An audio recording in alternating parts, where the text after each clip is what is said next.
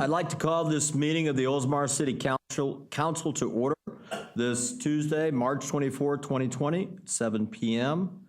The first two items on the agenda are the invocation and Pledge of Allegiance, which will be led by our acting city attorney, Mr. Perez. Please rise. Thank you, Mr. Mayor.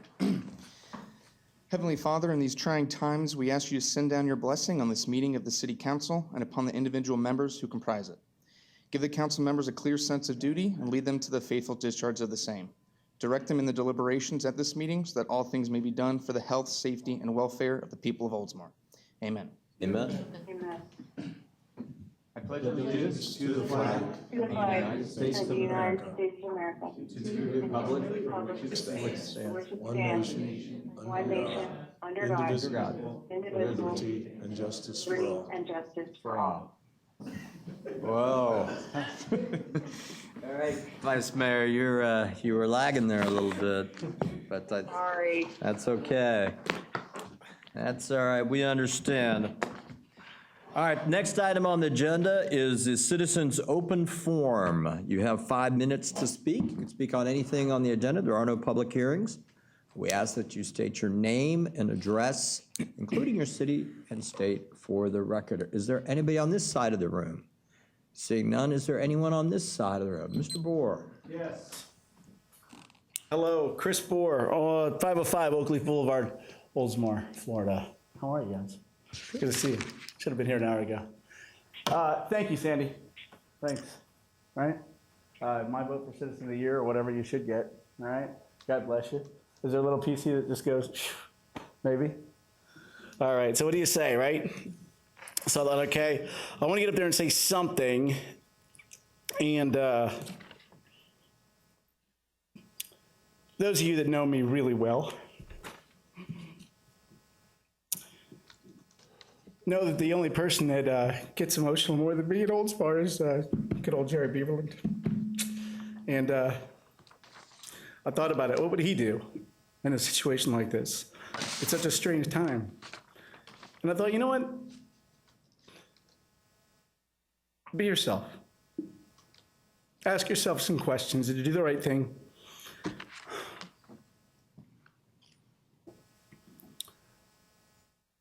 Were you prudent, passionate, positive, pure, honest, heartfelt, wholesome? Did you lose a race or gain friends?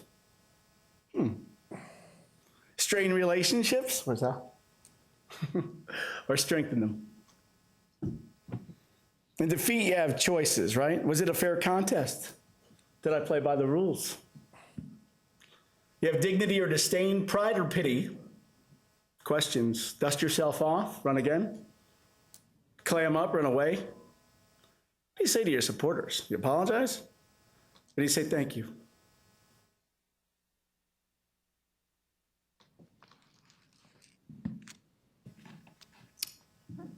Do you stomp your feet? Or do you use them to stand and say, well done? Do you fold your arms and puff? Or do you fold your hands and pray?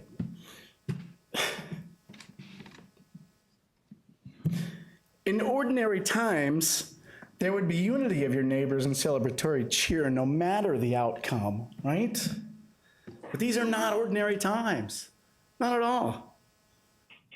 Instead, they could be considered the strangest of strange. We've been through wars and hurricanes. We've been through all sorts of stuff. We've never been through this. So do you want to be a stranger, or do you want to unify and help defeat the danger? The answers are temporary, and they're for the time being. They change, they vacillate, because only you are with your thoughts, right? Only you know what's going on inside. But the people in your world want to know, where do you stand? So I sum it up this way. Yeah. Yeah. I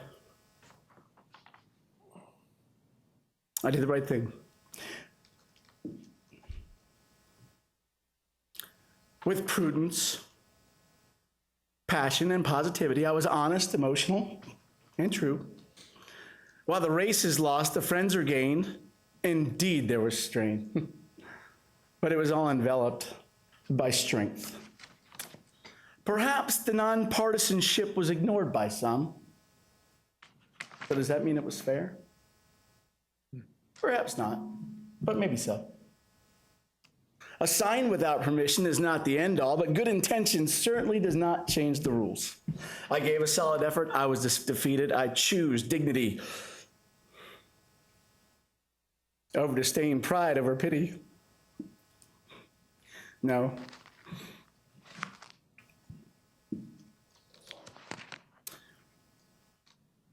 I will not clam up and run away. And to those that supported, I graciously say thank you. I will use my feet to stand, my hands to pray, and to salute you. Congratulations. Now, let me not be a stranger, okay? Call on me. Let me help you support, let me help to support you and get things done that are good for all of us. Let's get through this danger together. I've said it all along, no matter what, when it's over, we're all neighbors. We're all still neighbors. But the almighty question, of course, is forward intention and whether or not I'm a candidate in the next election. So the answer is, you better be prepared, because I'm gonna run again. Politically, I've only just begun, but perhaps I will intend to fill seat number 1. Thank you all very much for all your support. God bless you, Andrew. Congratulations. Thank you, Chris. I'll be leaving as the mayor asked me to do so. Thank you. Okay. Thank you. You know, I think it's, is there anybody else? Citizens Open Forum? Citizens Open Forum? Yes. Seeing none? Oh, I'm sorry. I did ask, if you'll recall, we put out publicly that if somebody had something they wanted to share on the Citizens Open Forum, but they didn't feel comfortable making it, that they could share it with a council member, and they would share it for them. Councilmember Norris. I am speaking on behalf of Tony Gross, 711 Satin Leaf Avenue, Oldsmar, Florida. She wanted me to convey that the event that is scheduled, the tribute to the troops, that is scheduled for Saturday, April 18th from 10 to 1 is canceled. We don't have any information further as to whether or not it's going to be rescheduled, but as of now, it's canceled. That's it. All right. And I do want to make a comment just to say that, you know, I thought it was nice that both opponents of Andrews made a point of recognizing you. Kelly couldn't be here tonight. She did it earlier during the canvassing board meeting. So with that, I'll close the Citizens Open Forum, and next item on the agenda. Before we go to the next item on the agenda, I just want to make a point of welcoming our new council member. I commented on this earlier, but this meeting will be seen by different people. Most won't watch the canvassing board, except family members. They'll watch that. You know, that's how that goes. But I do want to thank Councilmember Knapp, I could call him that now, because as most of you know, tradition is that we like to put on a big deal and really celebrate our new council member and an election being over with and all the hard work that gets put into it. And of course, under the circumstances, it almost seemed to be a little bit, you know, not the right thing to do during this time. And when I, as mayor, spoke to Councilmember Knapp, he not only was gracious about it, but he agreed. And so I thought it was a good sign of being unselfish, and so we appreciate that. So welcome aboard, sir. Thank you. I also want to take one opportunity to thank Councilmember Grimes, who stepped up when we asked her to. She worked hard, served the city well. She's been serving the city for years and years and years. So she did an amazing job, and we greatly appreciate your service. So thank you. All right, next item on the agenda is the Community Minute. And for the Community Minute, I will recognize our city clerk. Well, volunteers are needed. There are all sorts of ways to help the community, and volunteers are needed. Email Oldsmar Cares, info@oldsmarcares.org for more information. You can share your talents, you can share your time, or you can share your treats, because they also need food donations. Everyone is feeling the pinch of the supply line, including Oldsmar Cares. So please donate food to them. And for more details, of course, oldsmarcares.org. Now, are you looking for answers and resources? The City of Oldsmar Library is running a telephone-based help desk called the Oldsmar Assistance Hotline, 813-749-1181. Got question? They got answer. 813-749-1181. Thank you. Thank you. I heard things going back and forth, like a little stereo going on. What's going on? All right, Dan. All right, next item on the agenda is the approval of additional new agenda items. There are new items on the agenda. Item number 1, 4, 5, 6, 15, 16. Does anybody wish to pull any of those before voting for discussion? Okay, then the chair is going to also ask that we add item number 16A, which is discuss upcoming advisory board meetings. And the chair will entertain a motion at this time to approve. Mayor, I make a motion to approve. Do I have a second? You do. Got a second. All right. Any discussion? Sensing you're ready to vote, all in favor signify by saying aye. Aye. All opposed, Aye. motion passes. I'm sorry, Vice Mayor. I'm not accustomed to you being next to me by telephone, so. Oh, very close. Now, I know. Just remember, if it suddenly turns off on you, it was an accident.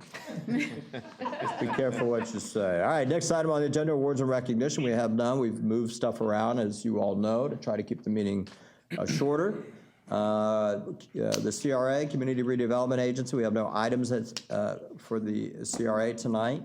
Next item on the agenda, consent docket. To announce the consent docket items, I would call on our city clerk. Item number 1, accept resignation of Andrew Knapp from the Ordinance Review Committee, Code Enforcement Board, and Firefighter Pension Board. Item number 2, approve payment to legal counsel for February 2020 legal services. Item number 3, approve minutes of the March 3rd, 2020 City Council meeting. And item number 4, approve minutes of the March 16, 2020 City Council emergency meeting. Does anybody wish to pull anything? Mayor, I'd like to pull number 1. Item number 1, anybody wish to pull anything else? The chair will entertain a motion to approve items 2, 3, and 4. So moved. Second. I have a motion and a second. Any discussion? Seeing none, all in favor signify by saying aye. Aye. All opposed, Aye. motion passes. Item number 1, Councilmember Knapp. I just want to take this opportunity to thank those that I served with on the boards that I volunteered over the last probably 18 months or so. And I don't want to name everybody by name, but not that there's anything bad, but it was a real pleasure serving with them. I just wanted to take this opportunity to personally thank them for all the work that we put in, and I'm sure they will continue on in my absence. Well, there you go. There you go. Look at that. Brand new, already pulling items from the consent docket. God, the chair has his work cut out for him. The chair will entertain a motion to approve item number 1. So moved. I have a motion from Councilmember Knapp. Do I have a second? Second. Any discussion? Sensing you're ready to vote, all in favor signify by saying aye. Aye. All opposed, Aye. motion passes. Next item on the agenda, City of Oldsmar. Item number 5, approve appointment of Sandy Grimes as regular board member of the Code Enforcement Board. Something she's done for years. Was this before I tasked you? Gotta love it. Chair will entertain a motion to approve. So moved. So, second. I have a second. Any discussion? He doesn't get to come up and Thank sing you, and Sandy. dance? Would you like to say anything? Dance. Dance. I am sure she really does not. Well, we once again say thank you. Sensing you're ready to vote, all in favor signify by saying aye. Aye. All opposed, motion passes. Item number 6, City Attorney. Thank you, Mr. Mayor, Council. This is for an approval for a partial release offer for 345 Country Club Drive. Code enforcement cases 2006-0103 and 2016-00014. As a bit of a background, there was multiple code enforcement liens on this property that were filed after foreclosure. So statutorily, the city could not collect. So this is for a partial release for $3,500. And it would it'd free up the title of the property a little bit. Excellent. Chair will entertain a motion to approve. So moved. Do I have a second? Second. Discussion. Sensing you're ready to vote. All in favor signify by saying aye. Aye. All opposed, Aye. motion passes. Next item on the agenda, and you know, I feel compelled to say this every now and then because the train gets rolling up here and I think sometimes people might have the right idea that these items aren't thoroughly vetted. But so you know, all of us spend the time with our city manager. We ask a lot of questions. You know, only is there something where we have a concern typically, or we want to emphasize something about an issue, do we really bring it up and discuss it here? We don't discuss it together about any of the items on the agenda. But just so you all know, all these items are talked about a lot, along with our budgets and everything else, way before we get up here. Everybody does their homework. With that, city manager, item number 7. Thank you, Mayor. Item 7 is approve the execution of a stipulation of parties agreement for the closure of Exeter Street Railroad Highway Crossing, which has already happened, installation of safety improvements to Forest Lakes Boulevard Railroad Highway Grade Crossing, which has already happened, and finally, the opening of Burbank Road Railroad Highway Grade Crossing. This is a time extension for the completion of that project. Due to the complex negotiations with CSXT and thorough oversight from FDOT, the agreement again requires a time extension to complete the project. The SOP is the foundational agreement for the construction of the Burbank Road Extension Project to open a new railroad crossing into Cypress Lakes Industrial Park. In accordance with the agreement, the new roadway crossing of the railroad will be constructed at Burbank Road. Exeter Road's rail crossing has been closed since May 2016. Safety improvements at the Forest Lakes Boulevard crossing were completed in September 18. The current SOP will allow for a time extension of 24 months from the date of final execution by all parties. The agreement has been reviewed by the city attorney, and staff recommends approval. Thank you, sir. Chair will entertain a motion to approve. So moved. So moved our vice mayor, Second. and we have a second. Any discussion? Is that- Done. Get her done. Since you're ready to vote, all in favor signify by saying aye. Aye. All opposed? Motion passes. Item number 8. Thank you, Mayor. Item 8 is to approve interlocal agreement with Pinellas County again and various other utility partners to fund the Tampa Bay Estuary Program match of a Florida Department of Environmental Protection grant to develop a social marketing campaign focused on reducing sanitary sewer overflows. The Pinellas Wastewater Stormwater Task Force is a joint initiative of the Pinellas County Board of County Commissioners. Pinellas County municipalities and other agencies were asked to identify wastewater and stormwater solutions to the county. City of Oldsmar has been an active member of the task force since its inception in October 2016. TBEP, as it's known, applied for and was awarded a $75,000 grant from FDEP for this campaign. Each utility partner in the interlocal agreement is contributing a portion of the required matching funds based on land acreage of its sewer service area. The Oldsmar contribution to matching funds is $2,107. A similar ILA, as it's known, was approved by the Oldsmar City Council at the November 19th, 2019 meeting. However, the current agreement is for the same social marketing campaign with the same matching funds from Oldsmar, but has been revised as described in the attached letter of explanation and apology from Pinellas County.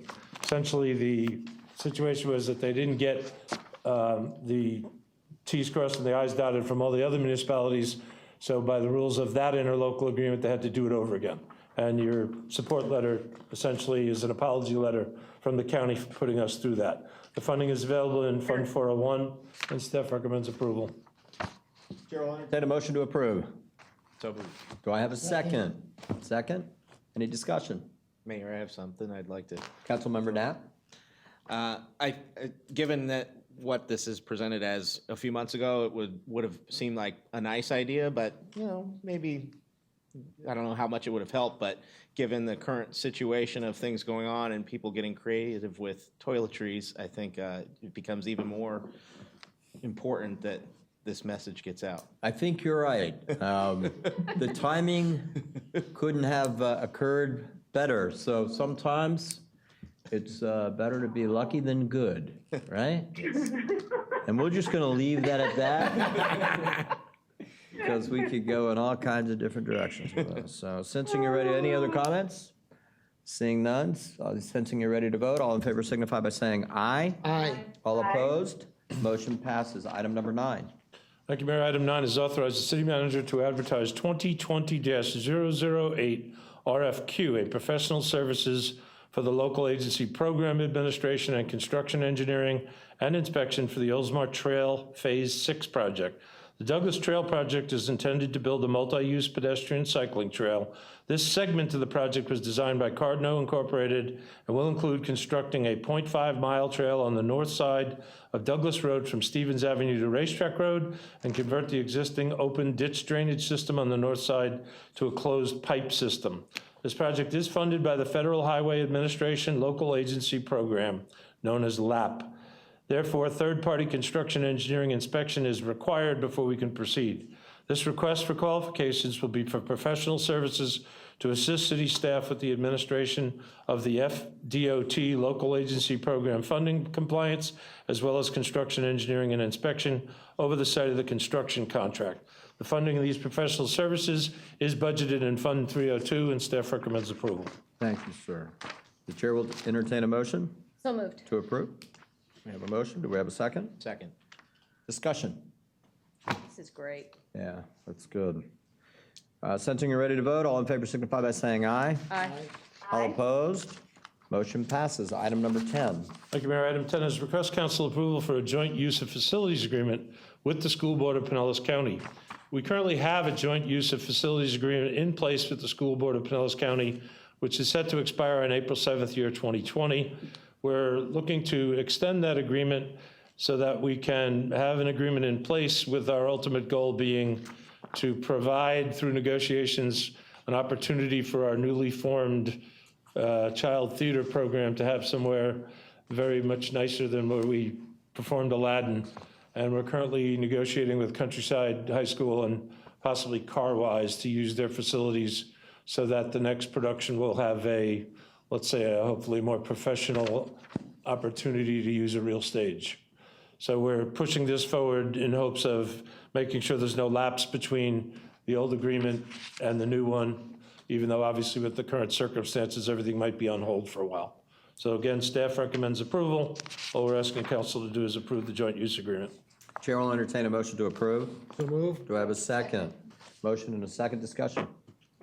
Another good thing. Yeah, I think it's terrific. I mean, certainly they have stepped up to the plate and just done a great job, so it's nice to be able to support them like this. I do have one question on this one. I've heard other school districts charging a lot of money for the use of their stages. Is that, like, do we have any idea? That's true. It is So true? it's a separate negotiation. They have to be paid for use of the facilities, custodian, lighting, electricity. So that'll be somewhat negotiated, but that's not covered by virtue of the fact that we agree to allow each of them to use our facilities interactively. We don't know what the numbers are yet, but I kind of made a promise to Suda that I'd give her a better place to put on the next one. So if you guys approve this, we'll make it happen one way or the other. Okay, thank you. Very good. Many other comments? Question? Since you're ready to vote, all in favor signify by saying aye. Aye. All opposed? Motion passes. Item number 11. Thank you, Mayor. Item 11 is request council approval to authorize the city manager to negotiate the award for 2020-004 RFQ, our general engineering services for transportation and stormwater. On November 5th, 2019, City Council authorized the city manager to advertise said RFQ for general engineering services for transportation and stormwater. The project was advertised on January 3rd, 2020, and on February 4th, 2020, the city received 7 statements of qualifications.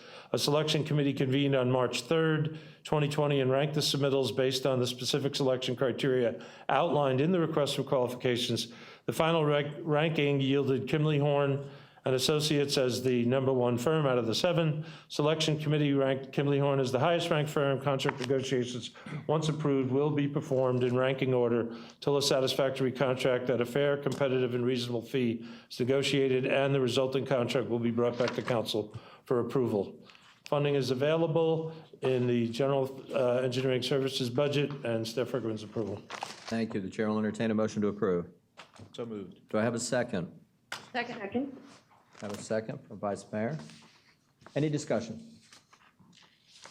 Sensing you're ready to vote, all in favor signify by saying aye. Aye. All opposed, motion passes. Item number 12. Thank you, Mayor. Item number 12 is waive bid requirements, or request council to waive bid requirements and award the purchase of the 2020 Ford F-150 crew cab pickup truck to Garber Ford Incorporated per the State of Florida Department of Management Services contract number 251-00000-19-1 on piggyback form 20-017. Fire Rescue is requesting the purchase of a new vehicle to be assigned to the Assistant Fire Chief who attend meetings, assist with departmental administrative duties, and in addition to respond to emergency and non-emergency incidents, and to provide incident command as needed. The funding for the purchase of this vehicle is available in the 1920 capital improvement budget in Fund 102 in an amount not to exceed $45,000. The reason we're pressing forward with this is we've had a lot of trouble getting the vehicles here.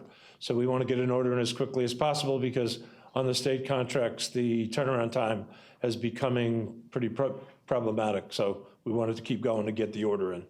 Thank you. Chair will entertain a motion to approve. So moved. Do I have a second? Second. Discussion. Sensing you're ready to vote, all in favor signify by saying aye. Aye. All opposed? Thank you. Sorry. Thank you, Mayor. Item 13, request council approval to waive bid requirements and approve the purchase of a Ventrac tractor from Global Turf Equipment per the pricing terms and conditions of the Sourcewell contract number 062117-VPI on Form 20-019CC. City staff and the Leisure Services Department maintain various grounds throughout the parks, landscaped areas, and roadways on a daily basis, which require varying pieces of equipment from project to project.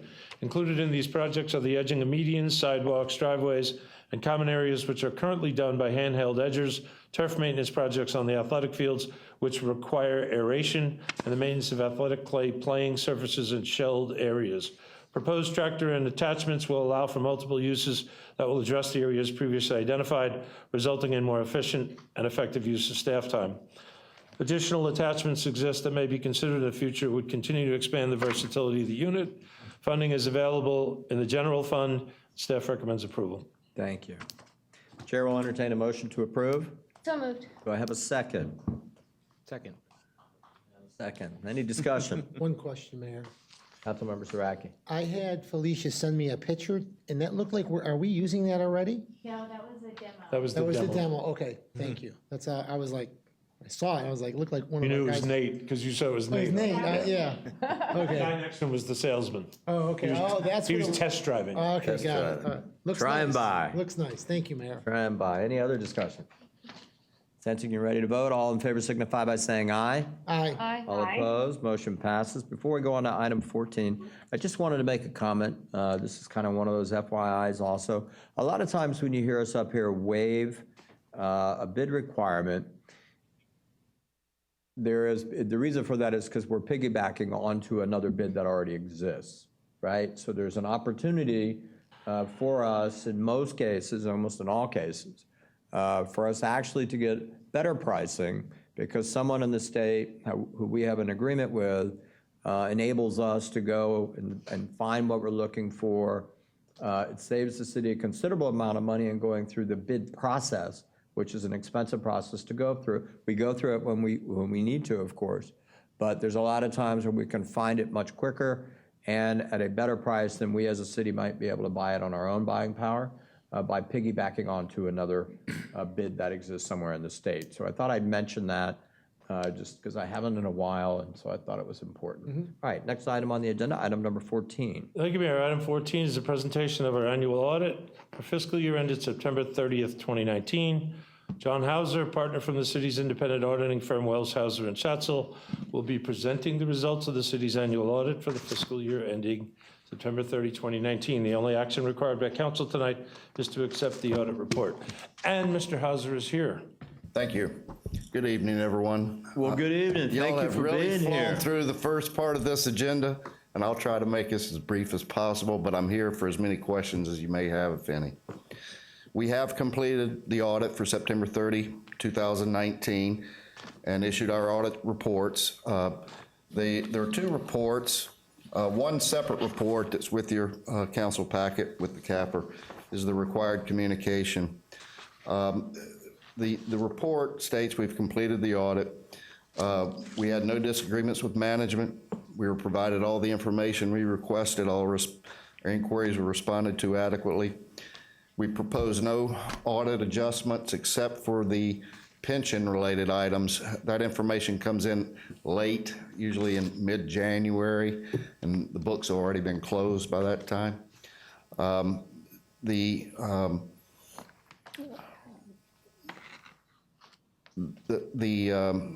were no other significant journal entries. And the accounting estimates that are significant in the financials have to do with the useful lives of the assets, which bears on the depreciation that's reflected in the government-wide statements and the enterprise funds, and also to the allowance for doubtful accounts related to utility billings. Inside the bound CAFR, there are 4 reports. Page 1, which is several pages into the document after the transmittal letter, is our independent auditor's report. We were able to obtain enough sufficient audit evidence to support our opinion, and we've issued what's called an unmodified opinion or a clean opinion. Page 123 in the back starts the balance of our reports, the other reports. There's a report on internal control and compliance. We're happy to report there were no instances of significant deficiencies or material weaknesses in internal control, and we noted no instances of non-compliance related to contracts, grants, laws, and regulations. The next report on page 124 is the independent auditor's management letter. This is required by the Auditor General of the state of Florida. There were no previous findings to comment on and no current year recommendations. We do apply financial condition assessment procedures, which compares the city's finances in 24 ratios to other similar cities related to as far as fund structure, population, and taxable value. Cities that were within your group were Cape Canaveral, Cocoa Beach, Mount Dora, St. Augustine, and Treasure Island. And over the years, these ratings are either favorable, unfavorable, or inconclusive. And over the years, for the most part, they're inconclusive. That just means you're not more than 50% compared to the other benchmarks. This year, it was actually a favorable, overall favorable rating in comparison to all those other like cities. Al said it just took him a couple of years as city manager. You know, it's funny that, yeah, it's like his second year and there he is favorable. Lastly, page 126 is a report required by the Auditor General.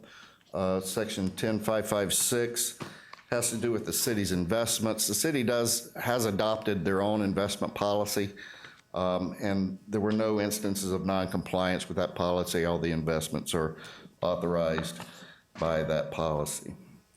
And just briefly, I'd like to focus on the government-wide financial statement. It's on page 17. It's called the Statement of Net Position, and it's like the overall balance sheet for the city. It includes all the long-term assets and liabilities for the governmental activities and the business type activities. Overall, the total assets increased about $3.3 million, or 3%, while the total liabilities decreased around $900,000, or 6%, leaving the net position an increase of about $4.2 million, or 4%. The net position is in 3 components: invested in capital assets, your bricks and mortar and vehicles and things of that nature, restricted for future use by outside sources, and unrestricted. And in the unrestricted category, the unrestricted did increase about $1.7 million during the year. And as far as the number of months of expenditures that you have, it's approximately 5 months in the governmental fund and 7 months in the business type fund. You do have a fund balance policy, and you were in compliance with that at the end of 2019. You're required to have 15% of your current fiscal year original budgeted expenditures. The unassigned in the general fund was 26%, so you're way over the required 15%. I would like to recognize Amy Ratliff was very instrumental in putting this document together. This is the first time this was done in-house by the city. Usually goes out to a printer and is put together by them, but very good job on putting this together, and Amy worked tirelessly, and I, had a number of revisions and, had to get with her on, where these numbers coming from, but she did a really good job, and I was real happy to work with her and very professional. I'd like to thank everybody for their patience while we were here, and if anybody got any questions, I'll try to address them now. I'd like to have a motion to accept the CAFR and a second, and then move to discussion, if that's okay. Make a motion to accept, Mayor. All right, do I have a second? Second. I have a second. Discussion.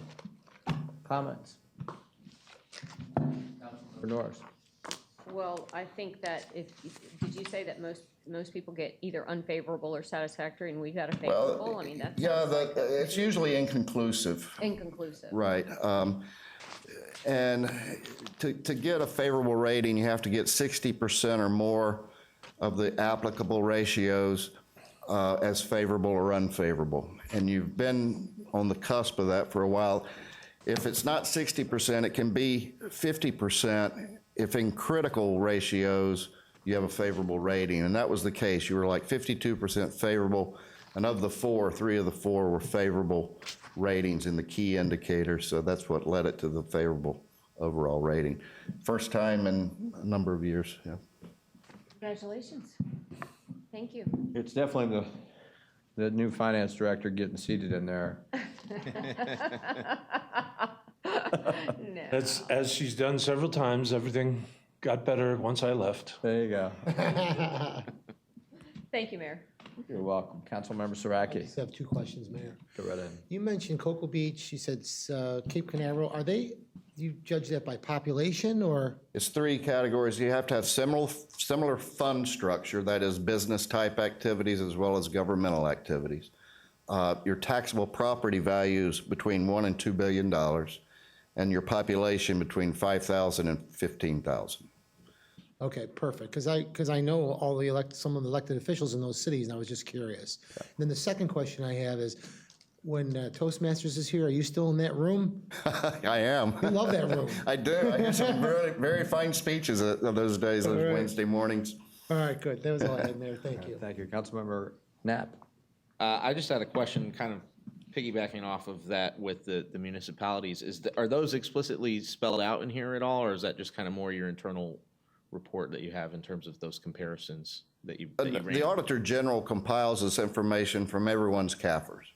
Okay. And of course, the property tax values are cleared with the state and the county. And then the population is all demographic. So they're trying to group similarity, rather than regional, more or less like, because Cape Canaveral, it's not really near here. Treasure Island, okay. But the Auditor General compiles those benchmark groupings to where they put what city into what group based on those criteria. Any other questions? Thank you. I just comment and a question. First question, John, were there any concerns that your auditors had that are not reflected in the CAFR and the auditor's comments? No.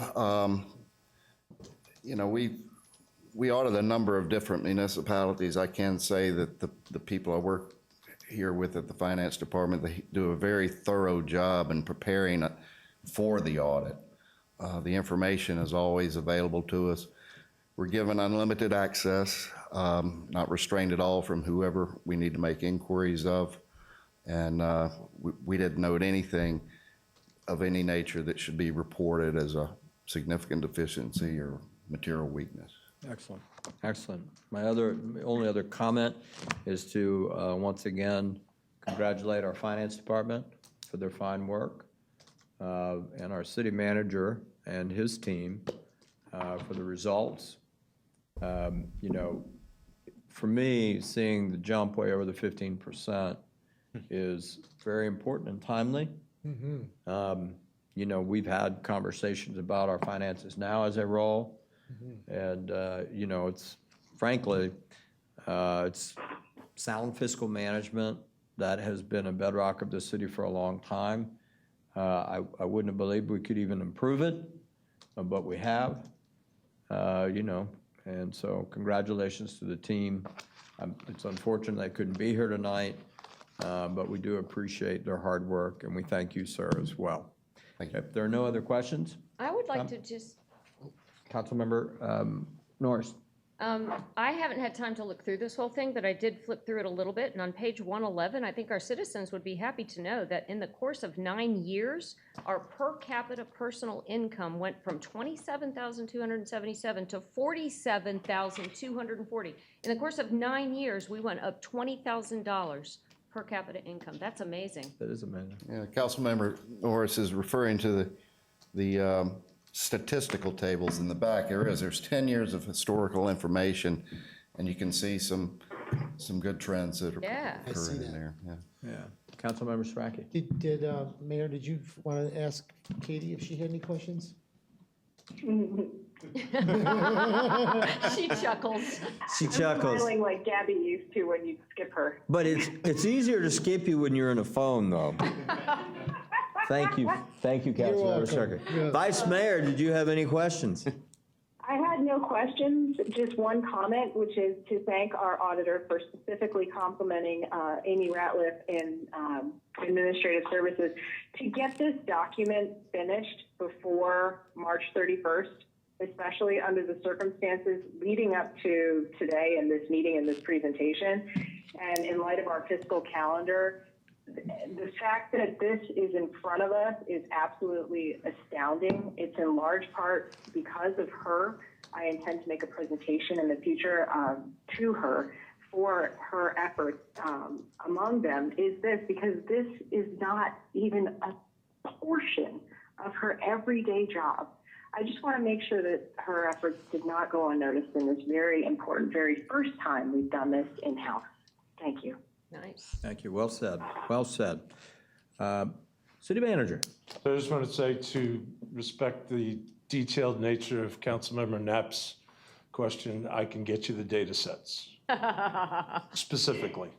You'll get to see it all. All right. I'll provide that to the I entire would like council.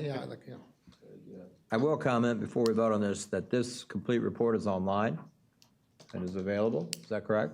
Do we have it online yet? Yes, the question that Councilmember Knapp was referring to are the functional ratios that are performed as part of the audit. They're not. I will provide them to the council. Thank you, that wasn't my question. My question was, is the report online? It may not be yet. We wait till you approve it. Good It point. will be as All soon right. as tomorrow. Very good. It's an excellent document, very well done. Mm-hmm. It will provide you with a ton of information, very transparent. So with that, if there's no other questions of John or any other comments, Chair, we have a motion and a second. Sensing you're ready to vote, all in favor signify by saying aye. Aye. All opposed? Motion passes. Sir, thank you very much. Thank you. Thank you. All right, next item on the agenda, City Clerk. I don't have anything. So I just want to make a comment and thank the clerk for the elections going off and all the work that goes into that. It's not to be underestimated. I hear it every time that we have a race from the candidates, how helpful the clerk's office is, how responsive they are to questions. And so we appreciate your good work and making sure that we have good, clean elections and everybody feels like they're treated fairly, and good job, you and your team. You're welcome. Next item on the agenda is City Council, item 15. So we want to provide an update from the city for our citizens on where we're at with COVID-19 and our plan of action. And we're going to kind of take this in two parts. One, our city manager is going to talk about some of the things that we're doing internally. I'm going to talk a little bit about our plan as a whole. I do want to make a point of us doing this and noting that our entire council is here. We're under unusual circumstances. We've spread out. We're trying to respect and implement good social distancing. If you were looking out in the audience, you would know that we have, there you go, there's a shot of it. So we don't have many chairs there. There you go. That's Andrew's family, or yeah. And so- Sandy. Two Sandys. There's Sandy's. So there you go. And of course, our vice mayor is on the phone. She recently went on a cruise, so Vice Mayor Gannon is joining us by phone. And while she has zero symptoms of any kind of illness, she is making sure that she follows the CDC guidelines and make sure that she keeps everybody safe just in case. But the good news is there's no issues. So I want to first talk about what we're doing as a council and kind of give you the overall as what we view to be affectionately, I've kind of come to call it the Oldsmar plan, but it's a collective work of effort. I will tell you that there is a lot of people working very hard on us being prepared. It's a collaborative effort with our staff, our city manager, our assistant city manager, our city clerk, the council members. You know, we are working hard, and I just have to recognize the hard work put in by our staff, and you'll understand as I go along. The overall plan considers really three main phases, okay? And phase one is in the area of prevention, containment, and essentials. Phase two is sustaining resources.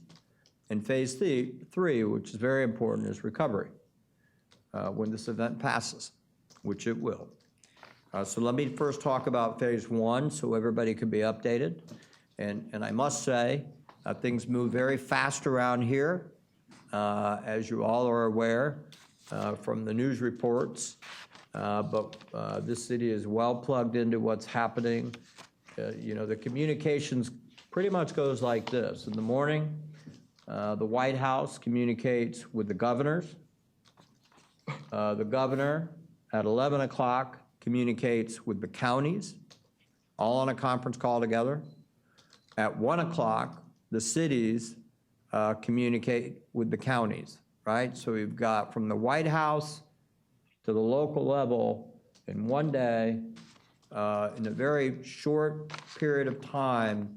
And I will tell you, I have been just amazed at how well the communications and how many people are working on this collectively, which I think should really be recognized. So let me talk about phase one, prevention, containment, and essentials. So phase one includes the executive orders that have been issued to prevent crowds, gatherings, and social events. In addition, the city's enforcing both the state of Florida and Pinellas County executive orders that have come down. Additional executive orders might be issued as they're needed to help with the prevention of gathering, maybe things that have changed so we'll see. But we are honoring those orders that come down from the state as well as the county. It does sound like they're going to discuss another executive order from the county tomorrow. I will tell you that the county has given the cities opportunity for input. The sheriff has played a critical role in all of this as well, and an amazing leader to be a part of this team. The city's closed Cypress Forest Recreation Center, State Street Center, the Public Library, City Hall for all public visitations. The city has suspended all water shutoffs for non-payment by executive order, which is council ratified, to ensure that services are maintained for every customer, both residential and commercial. Why? It's an essential, right? So if you're in an uncertain time, you know that you can feel comfortable right now that your water's not going to get shut off. TECO has also suspended power shutoffs for non-payment till the end of the month. They're reevaluating, and I spoke with Holly from TECO, our representative, and she assures me they're still evaluating it. It would surprise me if they don't extend that, but they have not done an official announcement. So now you've got your water and your power as an essential. The city is limiting non-essential personnel interactions with the public. Certain staff are able to provide services remotely and do so from home and provide those services from home. All services are to ensure business continuity and delivery of essential public services is and will be provided. The city, however, reduced services that require direct contact, such as recreation, instruction, and library visits. So I know Al will talk more about the city internally in just a minute, but we're still open for business, our core business. We're just trying to do it more responsibly, right, and taking care of our staff. The city's partnership, in partnership with Oldsmar Cares, to provide a curbside pickup and a free delivery service to those who rely on assistance for their monthly living supplies. And this is a program that just launched yesterday, where I had asked Oldsmar Cares if they would create a program to deliver to our at-risk, and they just took the ball and ran with it, did it very quickly. Amazing people, amazing team over there. We said, tell us what you need from the city, because those who are at risk, we want them to stay safe at home while this event's going on. But if they rely on some assistance to help make ends meet with food and that type of thing, we want them to have a mechanism. And the city clerk's office stepped up. They said, we need some help with taking calls and setting it up. And the clerk's office stepped up, and they're participating. And now we have a number. All this information, by the way, you can find on the website and on our Facebook page. So thank you to the clerks and her team once again. The city's in partnership with Oldsmar Cares has opened an emergency grocery delivery service hotline. Okay, so I got ahead of myself, for people who are over age 65 and unable to stop in. All right, the city's in partnership with Feeding Tampa Bay, is working to ensure children in our community do not go hungry while they're out of school. So this started yesterday. We're providing prepackaged breakfast and lunch to students. All meals are free for children 18 and under. Of course, the child and teen must be present to receive it. We're passing it out right here in State Street. I've got to give a lot of credit to our assistant city manager, who spent a lot of time getting this partnership put together quickly. This is no small feat. Once again, this is another program that we went out and we partnered with people to get it done, who do it well, and we did it fast. And so if your kids are out of school and you do rely on schools for meals, we started the program yesterday, was the first day. Today was the second day, and I think we did like 50 meals that went out today already. That's great. And so we continue to make progress on that phase one, what I would consider to be prevention, containment, and essentials. And, you know, we've been assured by Walmart, Aldi, and Publix that they expect no disruption in their supply chain. And let me explain what I mean by that and what they mean by that. Their supply chain might get stressed, no doubt about it. Certainly their paper products. But they don't expect any change in supplies. I have literally spoken with Joshua Powell, who's the general manager of Walmart, multiple times over this past weekend and last week. And, you know, his comment to me, I could read you the text. The trucks keep coming, people keep taking it. But the trucks keep coming, okay? And so that's really kind of where we're at with phase one. Think about what's accomplished there. You know, your basic elements of survival, if you were struck by the worst possible scenarios, you know, you're covered, right? And so I mentioned the Walmart part because if you're an at-risk individual, Walmart does, and all of them have delivery services. I think Walmart's is like $13 a month for all the deliveries. They might be delayed, they might, not have precisely what you want, but there is a mechanism there in place to order it online and get your supplies. And so, the city is working diligently to make sure the fundamentals are covered. Look, the issues of rent and mortgages, those are real issues.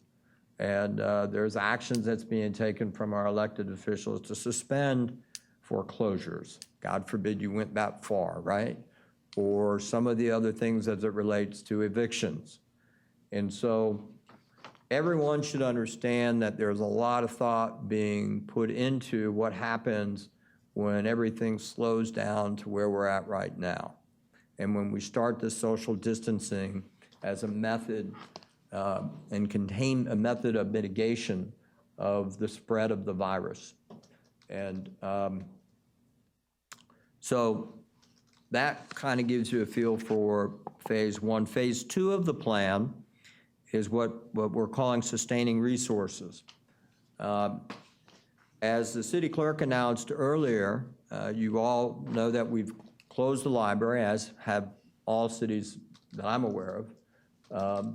And we've repurposed the staff over there. And and Sue Hurley's team just stepped up like crazy, and we asked them, they were looking for ways to kind of repurpose, and the city manager and the assistant city manager were both talking to him about it, and we came up with this idea to turn their area into a actual help desk. And so it's a hotline, and you hear all these programs that are being created. You hear what's going on in Washington, and I don't know if that passed today or not. I haven't seen yet, but the state came out with a program. This resource center, as I'd like to call it, it's for both businesses and citizens, right? So if you're a business, and I know the state's program starts with a $50,000 loan, it goes up to $100,000 based on some, but it is a loan. I mean, it has to be repaid, but it's interest-free for the first year. If you're a small business and you're saying, I heard about the program, I need some help. My business is at half capacity. My business was just shut down. How long do I have to sustain? If you're a little lost on where to go to find these resources, call the help desk. That's what this is for, right? If you're a citizen and you're concerned and you're looking for help, call the help desk. What they'll do over there is they are investing the time to learn about what resources are available, and they'll go as far as to help you even completing the forms that you need to get done, right? And so we've said to them, look, tell us what you need, and we'll get it for you. If we find that businesses need help with putting together financial statements, we're gonna go out and recruit a bunch of bankers and some CPAs and get them to donate their time, and we'll help you get that done. So my point is, there is a resource center as these programs come out, and not only in the governmental side, but in the private side, right? Food. You need food, you know what? Call the resource center. And they're doing an amazing job over there. That just went live yesterday. And so they're digging into what programs are available, but it is a resource for all of our citizens. And we don't know how long this crisis is going to last right now, but we know that we're prepared for where we're at today, and we're prepared to get the resources.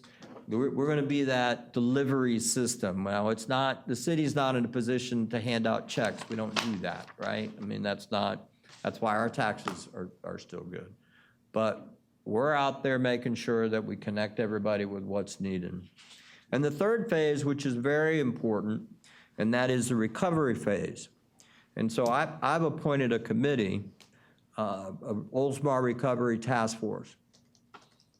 The committee is a working, and they start working this week on the recovery plan. It's a collaborative effort that'll get implemented once this crisis is over.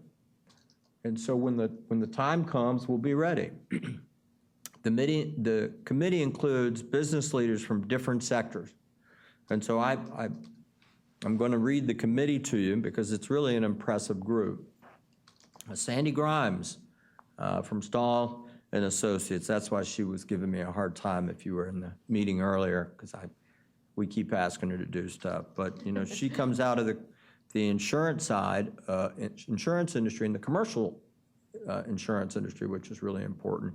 And she's agreed to co-chair along with Robin Reynolds, who is from Microlumen Manufacturing. She's going to co-chair. Amy from Nielsen Media Technology feels that technology area. Frank Chavez from Baystar Restaurant Group, representing the hospitality. For those of you who are familiar with Rumba's and both the Salt Rocks and Fish Camp, and I could go on and on. I think he owns quite a few restaurants, but he's stepped up to serve on our committee. Michelle Baldwin from Synovus Bank, representing the banking community. Jerry Peruzzi from the Chamber of Commerce here, our president of the chamber. Felicia Donnelly, who's our assistant city manager and has a tremendous amount of experience in some of this planning process and representing the city. And Scott Talcott, who is from the Pinellas County Economic Development Department of the county. And so it's a committee of, I think that's 8 people that we've appointed. They're going to start by working on an analysis of where we expect to be when this crisis is passed, and identify what resources we have, what we don't have, and attempt to put that together into a plan for us that'll serve as a blueprint for the city when this crisis passes.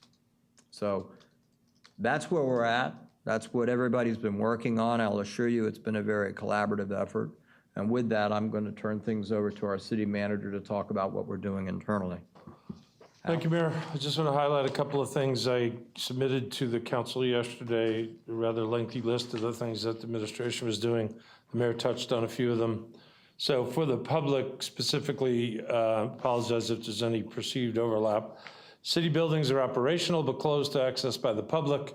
Any business that can be conducted remotely will still be processed. City employees have been briefed and essential functions are identified for determining who needs to be here and who can function remotely. Rotating teams have been established in each department where possible, keep personnel on hand to a minimum. Depending on additional directives from the governor or possibly the county, we will continue to deliver essential services as required while trimming additional personnel if needed. The evaluation process of what is considered essential and critical will continue.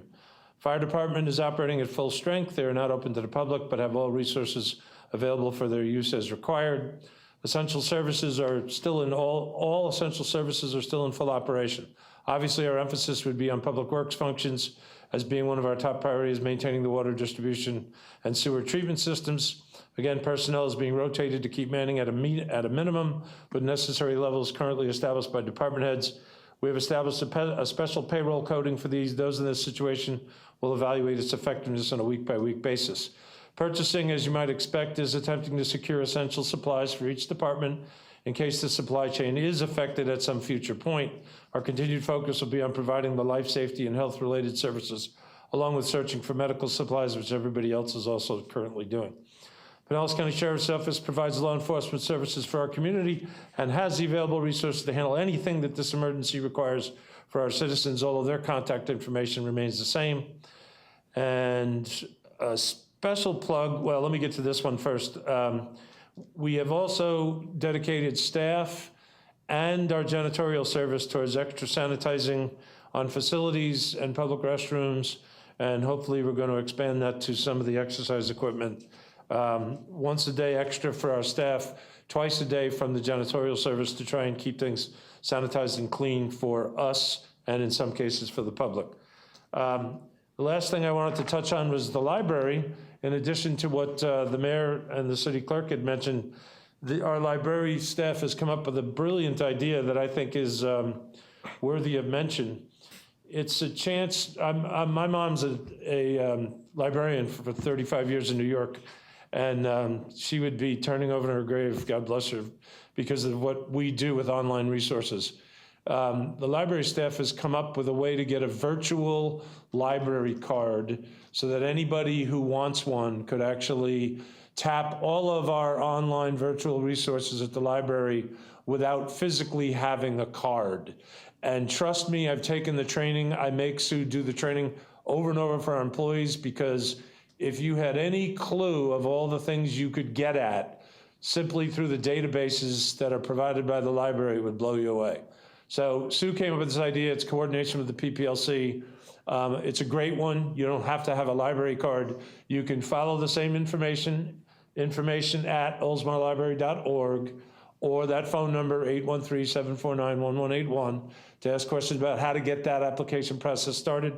If this process emergency goes for a long period of time, you will never regret this, because there's an endless amount of resources you could tap into that could be news, could be entertainment, could be just, I can't count the number of things. So I wanted to mention that.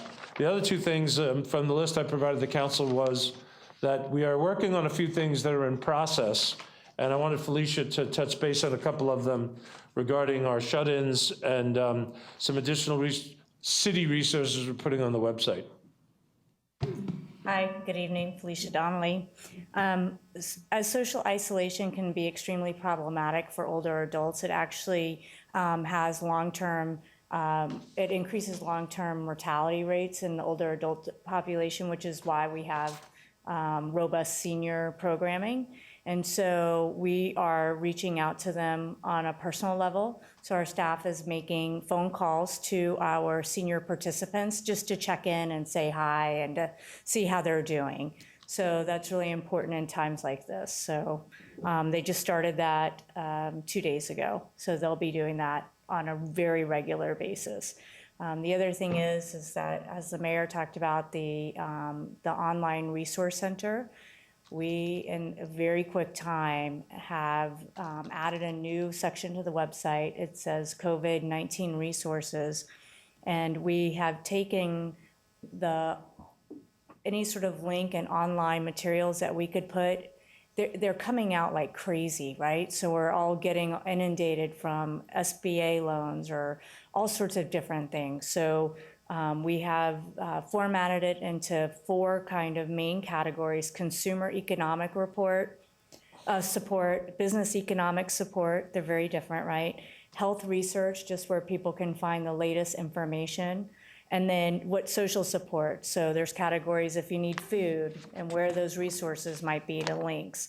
And then if you need a job, and then there's a bunch of miscellaneous right now, we're still categorizing, but the website looks phenomenal. And so all of those resources, we've gone through all the links and put them in these categories. So we're looking right now to keep enhancing that, but I think it's gonna be, it's so easy to navigate, which in this time when everybody's inundated with so much social media, it gets confusing for people to actually what sources are reliable when and where do we go, and it's right on our website now. So they're moving along. Thank you. Thank you. Thank you. That's it, sir. That's it. All right. Yeah, this, how fast this, I'm on my way driving here, and Felicia texts me and says, we went live on the site. I mean, that's the speed we're moving at. I'm driving in my car. Of course, I have my seatbelt on, officer. And I wasn't texting. I wasn't texting. I was reading, but I was not texting. But so look, let me kind of conclude this, and then we'll take some questions. I want to say this to our citizens. I really want you to understand that this is going to pass, okay? You've been around for a while, you know, it seems like about every 10 years we go through some kind of crisis in this country. And you know what? We always get through it. And I can tell you as mayor what I've experienced in the last 10 days. It's been about 10 days, hasn't it? It's been longer or shorter, I don't know. We've all been really busy. I have experienced, I've always said that we are more than a city, that we're a community, and I have witnessed it firsthand in the toughest of times right now. We have some really smart, motivated people working on solutions up and down the chain, aggressively here in the city, to make sure whatever this takes, we get through. We'll get through it. And it's not like we're dealing with a natural event, where there's some kind of Mother Nature where we're all gonna have to wait for the recovery extra long because we gotta wait for the power poles to be put back up, and we've gotta wait for self-service. We have to wait for buildings to be rebuilt and grocery stores to be there. That's not the kind of crisis we're in. What's that tell you? It means we'll get through it faster, right? We'll recover faster. I've heard a lot of people say, get used to the new normal. I'm going to tell you, your mayor disagrees with that term. This is not the new normal. This is a temporary normal. It's not the new one. We'll adjust for now. When it's over, we'll take some best practices away. But I'll assure you, this is not the new normal the way it's going to be. It's just not.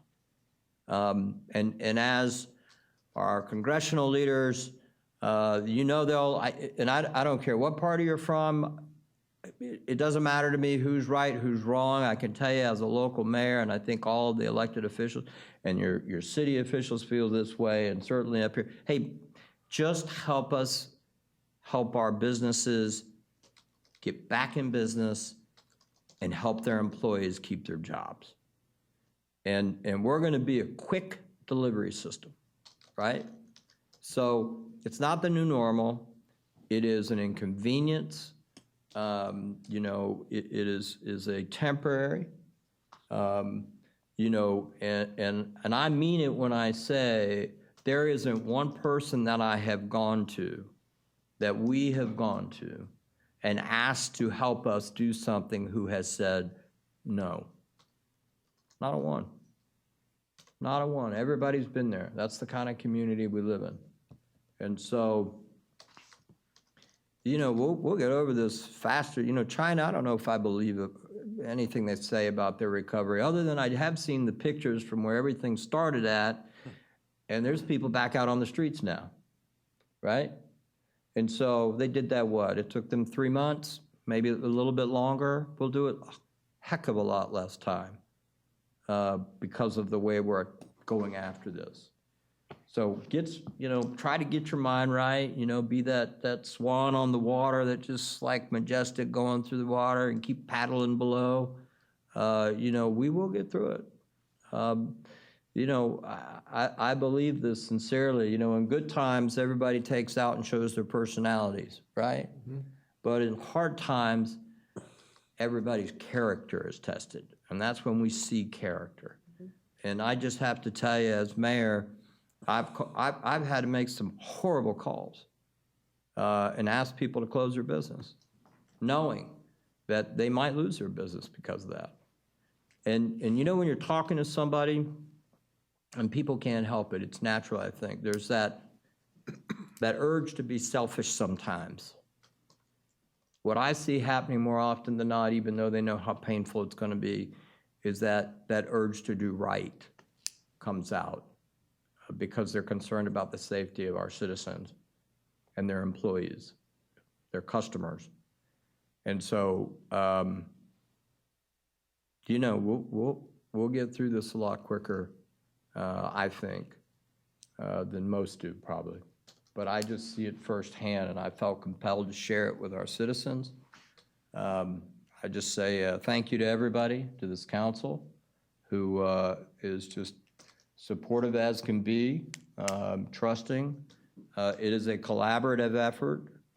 As you may know, I have the authority under executive to sign executive orders. I will tell you, I've self-imposed a process where I send that order out when it's in draft form, since we're not allowed to talk about it because of the sunshine laws, and gives everybody an opportunity to see it before it's executed.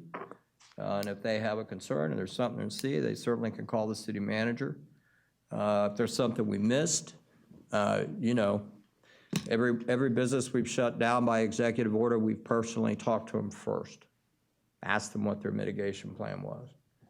And so, you know, there's new orders coming in from the governor, and it sounds like the county, which will trump any you know, it preempts anything that the city comes out with. But keep your heads up, and we'll get through it. All right? All right.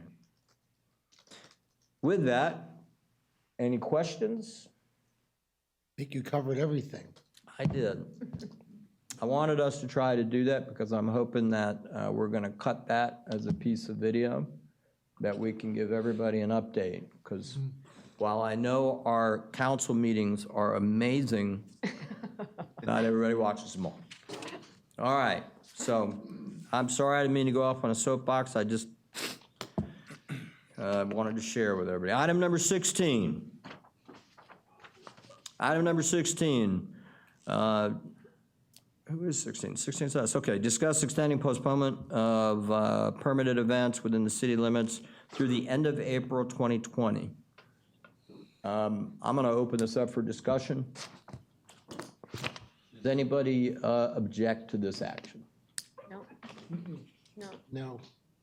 Okay, I just had one comment. go right ahead. According to the email that we received earlier today with the advisory board agenda item, do we want to talk about that with 16A? Correct. If so, I will save my comments. Yes, 16A is correct. Just as to permitted events. Okay, then I have no comments. Thank you. Okay, at this time, the chair will entertain a motion to extend the postponement of permanent events within the city limits through the end of April 2020. Do I have a motion? So moved. Do I have a second? Second. Any additional discussion? Seeing none, sensing you're ready to vote, all in favor signify by saying aye. Aye. All opposed? Motion passes, unfortunately. Right? Next item, item 16A, discuss upcoming advisory board meetings. We put this on the agenda for an obvious reason, right? We have some citizens who volunteer their time, work very hard for the city. And, you know, quite frankly, the goal is to cancel these meetings and not expose them unnecessarily at a time when we're trying to really practice good mitigation. And so I wanted to bring it before council and discuss it with you all. I recognize this can be done by executive order, but just like the last one could have been, but there was no need to. We're all here together, okay? We could enjoy that together. So here's what, does anybody have any particular meeting that they wish to discuss as it relates to advisory board meetings? Vice Mayor. I suppose my comment would be directed here. The Board of Adjustment meeting, which is listed as April 22nd, and the Veterans Advisory Board meeting, which is listed at April 27th. Those two meetings, I thought perhaps we could, I guess, leave on the calendar until the April 7th City Council meeting, and then potentially consider canceling those at that time. Consider me an eternal optimist, I guess, mainly because there was a note that the Board of Adjustment meeting, they felt that it was necessary to hear a particular case, and the Veterans Advisory Board will be, of course, preparing for upcoming Memorial Day. So maybe there'll be, you know, a shelter-in-place order in the next couple of days. Maybe there won't. We might end up canceling them anyway. I just wanted to float the idea of canceling all advisory board meetings through April 18th, which would be the first 3 weeks of April, and then perhaps leaving the other two meetings that are currently scheduled. That is the Board of Adjustment, April 22, and Veterans Advisory Board, April 27th, on the books for the time being. Vice Mayor, are you making that in the way of a motion? I would make that in the way of a motion, yes. All right, we have a motion to cancel all advisory board meetings up to April 18th at this time. Do I have a second? Second. Well, we could discuss it. Okay, okay. Second. Second, discussion. Councilmember Saraki. I always like trying to go right to Saraki. Do we want to add to the motion, though? We're going to talk about it at the council meeting? No, I don't believe we have to because we'll talk about it at the meeting. Maybe we'll make sure we add an agenda item. Okay. All right? was it. Well, good point. Councilmember Norris. I agree with Vice Mayor Gannon. I think that's a good idea because we can always cancel it later if if we have the orders. I will tell you, if there's no other comments, I just had one to say that, of course, finally there's a code enforcement board meeting after I'm no longer on the board.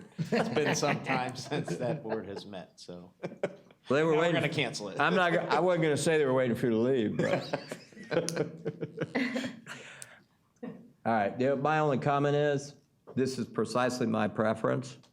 I think it's fine because we can make sure everybody knows that if things don't improve, expect it will likely get canceled at that council meeting. Okay? Right. But I am an optimist too, but we'll see. All right? All right, so we have a motion and a second. No further discussion. All in favor signify by saying aye. Aye. All opposed, motion passes. Good. Taking care of business. Next item on the agenda, item number 17, appoint vice mayor to serve March 24th, 2020 through March 16th, 2021. As you may know, let me first thank our vice mayor who has stepped in and served when our last vice mayor left and moved away. And as you all know, Vice Mayor McGee took a great opportunity and moved to Barcelona. I message with her quite a bit now that we're allowed to actually talk. And they're doing well. They're holding out. But when we asked Vice Mayor Gannon to step up, she did, and we greatly appreciate your service, Vice Mayor. Thank you for the opportunity. You're welcome. You're welcome. I was looking at you when I said that too. Just so you know. So as according to our charter, the mayor is to nominate someone that must be approved by this council. At this time, I'd like to place into nomination the name of Councilmember Norris to be vice mayor. And so I would ask for a motion to I make a approve. motion to approve. Second. I have a motion and a second. Any discussion? Can I? Yep. Well, first of all, I want to say that I am honored, especially during I wrote this down, what you said, that during the good times, your personality shines through, and during the tough times, your character shines through. And I want to say that of all times that I could be vice mayor, I'm most honored to be vice mayor now because I see that you're working 24/7, and my respect for you is ending to see what you're doing and what everybody's doing, but to be able to be at your side and to be able to help you in anything, whatever you need help with, it is my honor. So thank you. You just like made my day. Well, So- thank you. So and then you will Katie, accept. And Katie, you've done great, girl.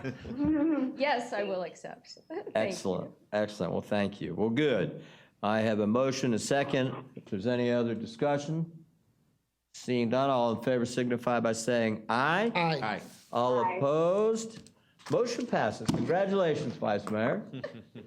I'm so happy. You're happy now. And No. I'm gonna tell you something else too. This is how much I love you. Everybody in town knows I'm not a morning person. If you need me to go to some breakfast thing, I'll do it. And if you're late, I'm going to say this to you, if you're late, I'm going to replace you. Oh, snap. All right? Just saying. We had a little miscommunications about the canvassing board earlier, didn't we? Yeah, I guess. we Okay. did, yeah. It won't happen again, I Well, promise. you weren't vice mayor From then. this You are moment, now. from this moment forward. All right. Thank All right, you, you Mayor. heard it here. All right, very good. Well, thank you for accepting. Thank you for accepting. I think you'll do a great job.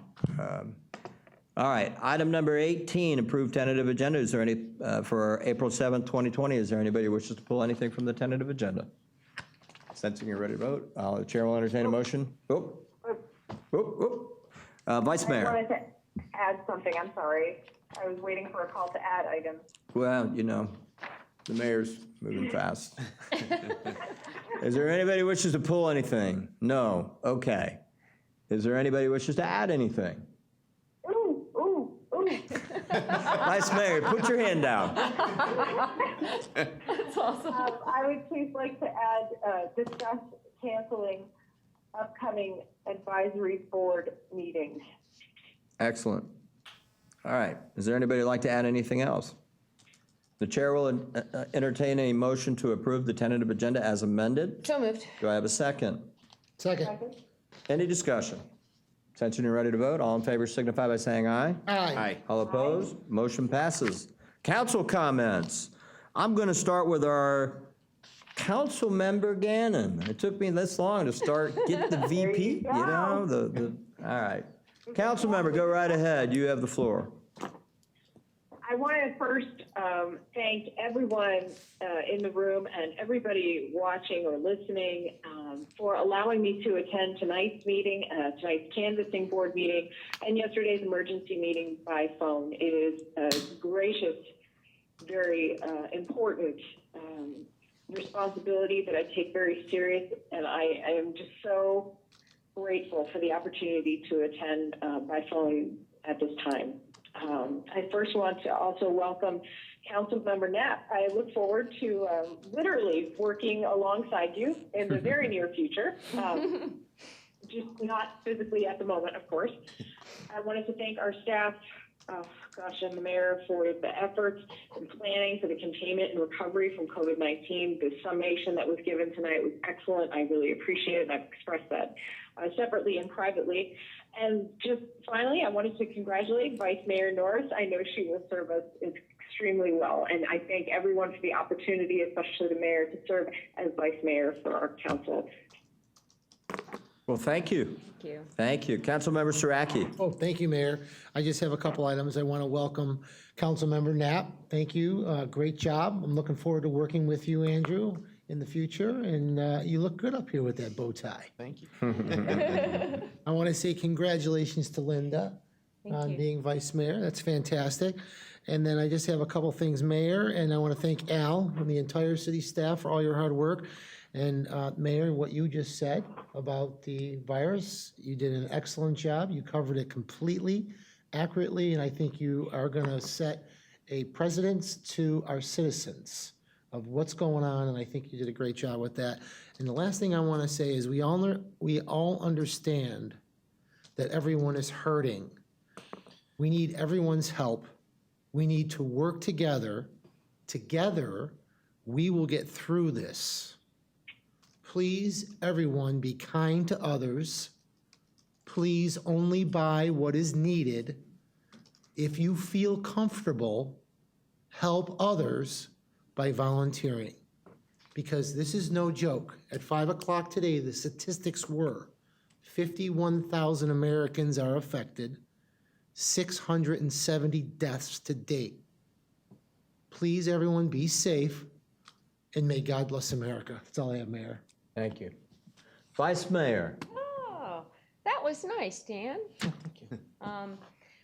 Well, I'm going to say it again because people out there don't understand how hard city employees work during this time. It's amazing to see how everybody is pitching in and everybody is working, not really overtime, but really doing things that aren't, you know, putting signs up for social distancing at the parks, everything that the mayor's doing, everything that y'all are doing. It's to see the pace of what is happening, it really shows that we are a community, and it really shows that we do care about our all of our residents. So I'm proud to be part of the city of Oldsmar. And a couple things I just wanted to bring up, because I know we don't want to be here forever. Thank you, Mayor. I'm honored. So there's that. And Andrew, congratulations. And Sandy, of course, you're not on the city council, but now you're on 2 other things. So it's like that's wonderful. I know some of y'all that are my Facebook friends know that I posted up a thing about hand sanitizer being available at one of our local businesses that you wouldn't normally think that it would be available, but Blue Vape next to Jimmy John's in the bike shop has hand sanitizer and isopropyl alcohol. They have their own lab, so they're making it every night.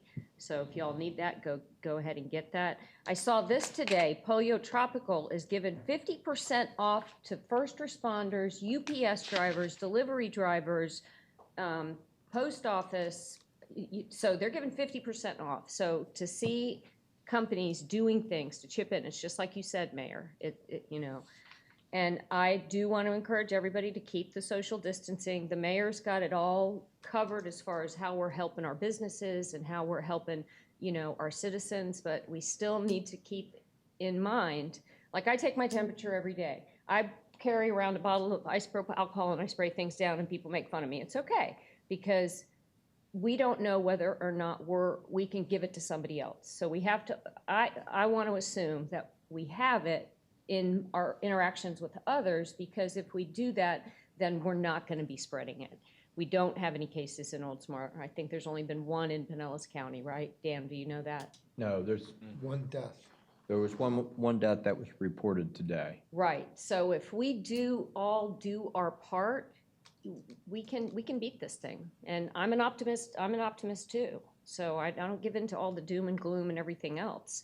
All we can do is just keep putting one foot in front of the other and do whatever we can to help people. That's how I feel about it. And all of y'all, I'm going to stand up for the fur babies because I have fur babies.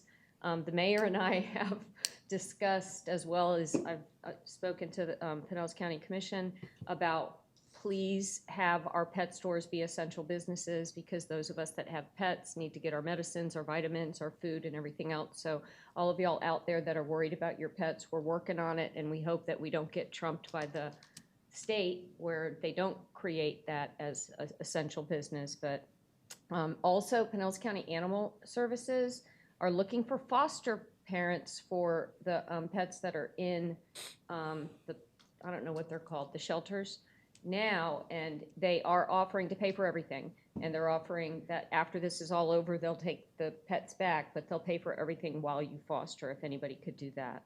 And blood drives. Blood drives are down, and if you can, I don't know about that though. How do you give blood if you don't know whether or not you have the virus? That I don't know.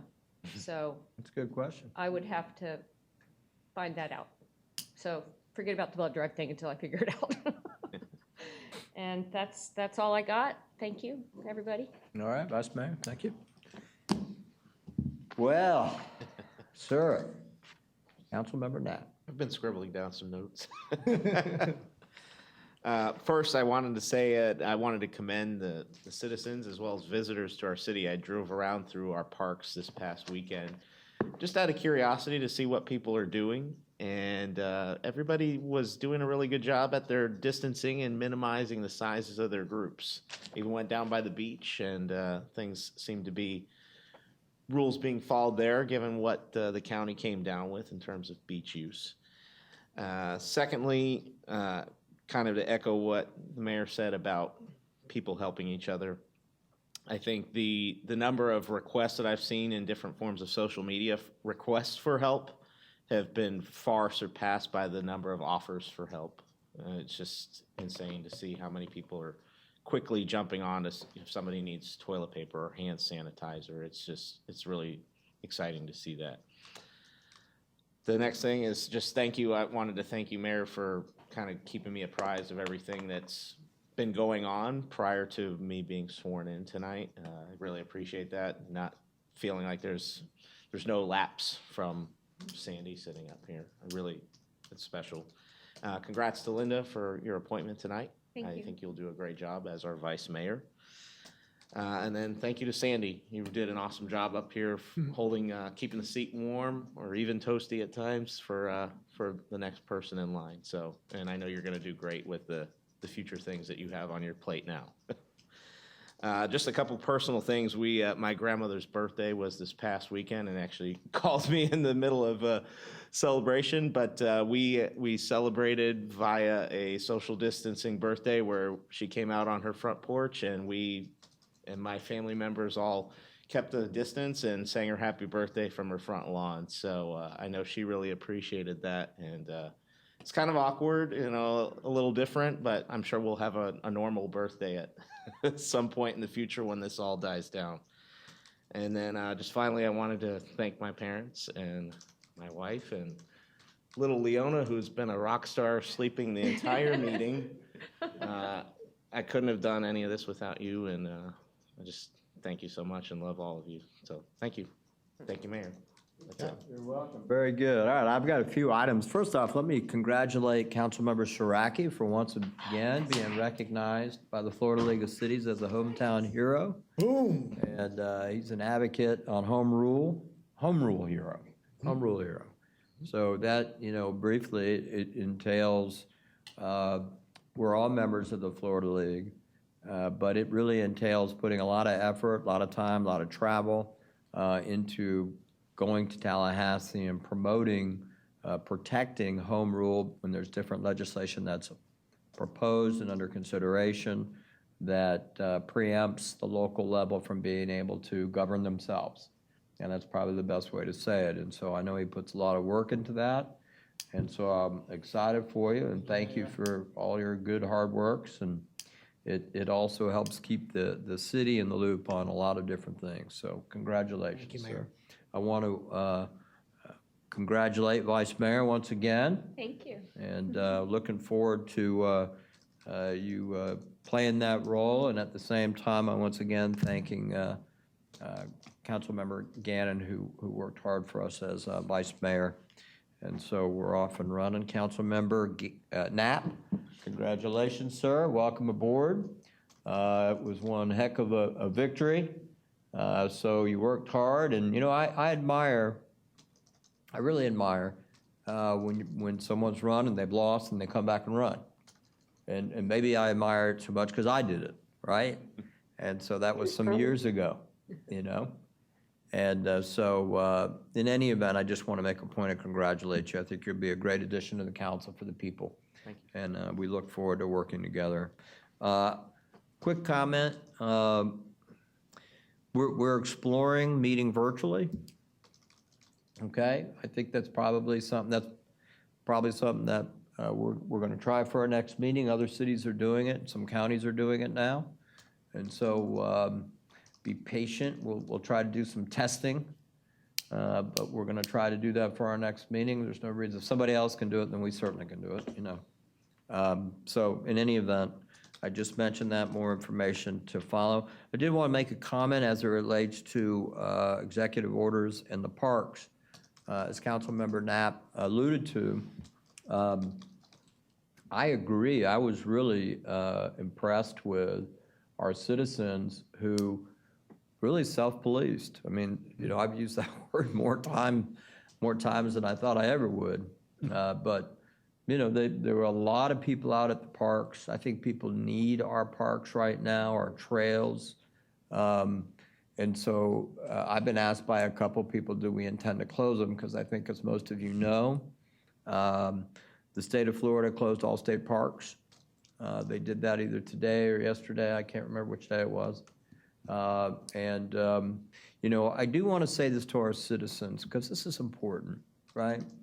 You know, the whole purpose of the mitigation plan is to slow exposure and spread, right? I mean, that's really the whole purpose behind it.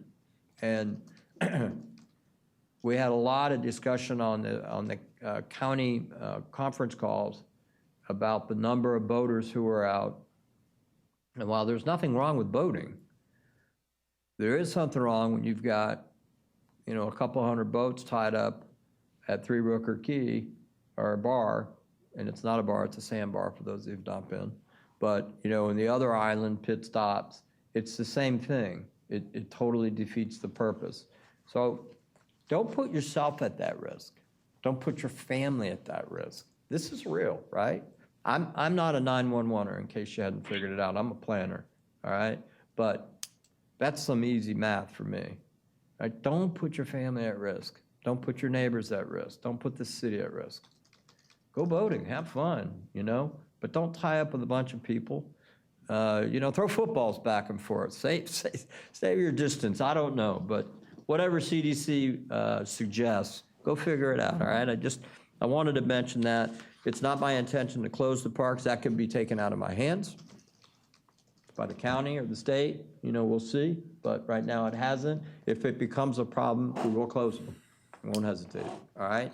So let's just, everybody keep doing what they're doing. They're doing amazing, and that's all I got. So with that, the chair will entertain a motion to adjourn. So moved. Do I have a second? Second. We're adjourned. Doesn't take a vote.